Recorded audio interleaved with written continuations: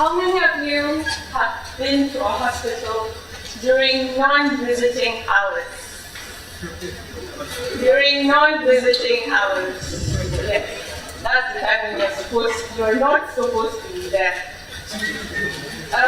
If you've been there, then you've seen doctors going from bed to bed, checking the patients under their care, also going from one ward in the process. That is what we call a ward round. That's the legal. Now, in medical student terms, ward round is an assembly of scary-looking doctors who seem to have all the knowledge in the world. And then medical students who have no knowledge at all. No matter how much they think they know, they have no knowledge at all. And the sole purpose of this assembly is to brutally assault medical students. That is the medical student term. So my first day on ward round, I entered the pediatric surgical ward, and the rounds had already begun. And I saw the doctor standing by a patient, and I saw two doctors talking. One, I presumed to be the consultant. The other, I presumed to be the registrar. So the registrar was updating the consultant on the patient we are then standing by. At some point, the consultant started cross-examining the registrar, asking him a series of questions, one after another, presumably on things he should have known. And I was thinking, dear Lord, if this is what happens to registrars, I wonder what happens to medical students. And at that point, I realized that ward rounds were actually worse than I had initially imagined. So my immediate response was to hide behind Hasana. Hasana is my tall team member, and luckily enough, she's tall enough to hide me. But even as I was hiding behind Hasana, my senses were being awakened. My eyes were taking in things they've never seen before. Sick children, conditions I've never seen before. My ears were taking in words they'd never heard before, strange words spoken by doctors. Even my nose was taking in funny smells at the time. But as interesting and awe-inspiring as the rounds were, that first day, the rounds lasted for almost 6 good hours, with us all standing on our feet. And that was the day I got to appreciate every single hard surface. Because every single hard surface was a potential sleeping spot or resting spot. Afterwards, we fell into normal routine, going for clinics, which were much of the same thing. And in the clinic, we just stand in one spot and the patients come in and go. While in the surgical theaters, which were my absolute favorite part, that is where you get to see the action happening. That is where you get to see people being cut open in ways you think it's not possible to put them back. But at the end of the day, the same patients walk out of the hospital on their own feet. Lucky for them. As for me, I'm stuck in the system. I can't go anywhere. And then challenges begin to line themselves up one after the other. We go through so much activities in one day. In the morning, we start with lectures, doing our clinical activities of at least 2 hours. During those lectures, we learn at least one new condition. So at the end of the week, we've learned like 5 new conditions. But then when we go for rounds or clinics, you see like 18 to 20 different patients with different conditions. So we see like 18 to 20 different patients with different conditions. So does it really add up that you learn only 5 new things in a week, but in a single day you see 18 different conditions? It doesn't add up. But you see, the medical student is always expected to know. No excuses. You are always supposed to know. So to fill in these gaps, we have bedsides. So bedsides are basically a group of medical students surrounding a patient being taught by a doctor. And the patient they are standing by is the subject of discussion, hence the name bedside teaching. To also fill in the gap, we have tutorials. So these tutorials are like not actually lectures, but we sit in a class with a doctor, and then we have teachings, and this is where we get the special stuff, we call them. These are stuff you don't find in the books, or they are hidden between the lines in those ginormous textbooks we can barely lift. So you see, these bedsides are supposed to be had as many times a day, as many times a week, with as many doctors as possible, while the tutorials are compulsory. Then we have call. But to make sure you've been following so far, the medical student has had a lecture, a 2-hour lecture in the morning, has gone for rounds or activities lasting 6 hours or 3 hours on a very good day. Then you've had tutorials, in between you've fixed in bed, and then comes call. Now, call duty simply means you're always there to sleep over, to respond to emergencies when they come, and then to the patients that are already there. That is compulsory for doctors. But you see, medical students also have to be there. But luckily, you're permitted to leave during some time in the night. So picture this. You're back in your room, let's say 10 p.m. You're tired. You need to revise what was taught in the morning. You need to read what was taught during the bedside or during the tutorials, during the clinical activities, rounds, clinics, or surgical theater. And you still need to sleep and wake up the following morning, remembering all that you've read the previous day, go for activities again. You're expected to know what you've learned yesterday. You'll be asked on these things, and you're expected to answer confidently.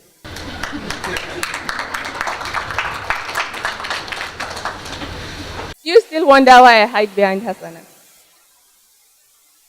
So it was during one of such days, I was seated in class around 8 p.m. waiting for our tutorials to start, when I jotted down a poem. It's called There's 1,000 Places I'd Rather Be. There's 1,000 places I would rather be. But here I sit, looking out my demons. The one on the left saying get up and go. The one on the right saying the air conditioning is so perfect I could do with a nap. But I block out these sounds with earmuffs that have been worn out from constant overuse. Here I sit, wanting so bad to shut down. I guess that was what happened to Sleeping Beauty. Life hurt so bad, her body just shut down, and only her heart kept beating. But here I sit, not asking for 100 years, just 8 complete hours of sleep to rest my eyes. My eyes and my brain, now enemies. My eyes say, I'm tired, I need rest. My brain says, I'm sorry, we have to keep going. Just like my feet down there killing me, but my brain says, I'm sorry, you have to keep going. On my shoulders, my skinny shoulders, tired from the weight they have to carry, which my brain makes it carry, along with other responsibilities that hang from it. But bless my body parts for sticking together so I might remain whole. There's 1,001 places they'd rather be. My eyes would rather sleep off watching a movie. My feet would rather carry me the distance to the ice cream shop I've been craving for. My shoulders would rather stretch after lying in the same spot for 8 hours. But this confluence of body parts called me still stays strong somehow. And tomorrow, same time, you'll still find me here, blocking out those demons, telling me there's 1,000 places I would rather be.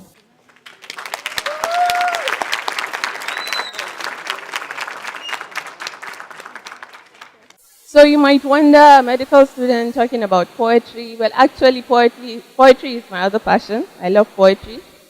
I believe in the magic of words, and I believe in poetry because it brings life to words and makes the other person listening understand you and feel what you're feeling at the moment. So don't get me wrong. Medical school wasn't all bad. In fact, I loved every single moment of it. Even the challenges taught me a lot. Let me tell you about my favorite moment in medical school. It was one night while we were having a bedside teaching in the accident and emergency unit. While we were there, power went out in the entire hospital. There was no light. Everywhere was dark. We waited for a few moments. The light didn't come back on, so we didn't disperse as you would think we would. We stuck around, and then we made a circle around the doctor. Everybody brought out their phones, and we switched on our torchlight. And that was how the bedside teaching went for that night. It was our own tales by moonlight, if you'd like to call it that. So there are many, many moments I'd love to remember. Like the first day I cried during round. We were in the pediatric ward. During ward round, we came to a little boy sitting on his bed. At the moment, he was talking to his father on the phone, and he was telling his father, "Baba, and it touched me. What business had this little boy quantifying his urine? So apparently his kidneys were failing and the condition was affecting his heart. His heart too was failing. So the following day we came to the same patient, but he was looking worse than the day before. In fact, he was sitting on a chair with his elbows on the bed, propping up his chin with his hands. And he had oxygen going in through a tube. So after a few moments, his mom would pat him on the back and say, "Sanekaji," and then he'd just nod. He was being strong, and this touched me. Here I was complaining because I was standing for just a few hours. I asked the mother how he was. She said he didn't sleep throughout the night. He has been seated for the whole night. And there I was, complaining because I was standing on my feet for too long during round, after sleeping peacefully on my own bed. So that day, I learned to be strong and complain less. Other things I've learned along the way were endurance. One day we were having pre-exam drills. During a tutorial, it started raining heavily. We waited, the rain didn't stop. At some point, those with cars got up and left. So the few of us left back had to still wait for the rain to stop because we had to walk to the hostel. But it didn't stop and it was getting late. So we came out and walked the distance to the hostel and we got soaked during the process. So you'd say, of course, people get soaked when it's raining, it's no issue. But you see, inside Amina Kano Teaching Hospital, I had no business getting soaked at almost 11 p.m. inside the confinements of a hospital. I had no business getting soaked. But that day I understood that when you want to get things done, when you want to achieve something, there are a lot of things you endure. Things you never thought you would go through, but they come along the way and you endure them. One of the other things I've learned is that we really have no limits. One day I was fasting, and usually when I fast, I think I don't have to read much. I need to take things easy, but I had to study for a major exam. And I had to study. I really needed to study. So that day, I got up early, went to the library, early hours of the morning, and I didn't come out of the library until very late in the evening. And when I came out, I was feeling really strong, like I could go back in and do it all over again. And I thought to myself, that really, limits are just barriers we set for ourselves. Limits are just perceptions. And that when we want to get somewhere, when we need to do something, these are barriers we need to break.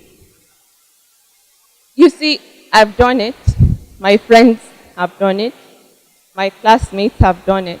Other people before us have done it. As implausible as it seemed at first, learning 5 new things a week and seeing 18 different cases, we still did it. Others have done it. And then I realized there are no such things as limits, actually. You are actually limitless. So I leave you with this poem. Do not label the container until you know what's inside. Do not say it's fragile until you've tried to break it. Do not say the distance is too far until you've tried walking it. Test your shock absorbers. Impact is what they are made for. If it's been done before, then you too can endure it. If you tell me of limits, I'll tell you a million reasons why you are actually limitless. Thank you.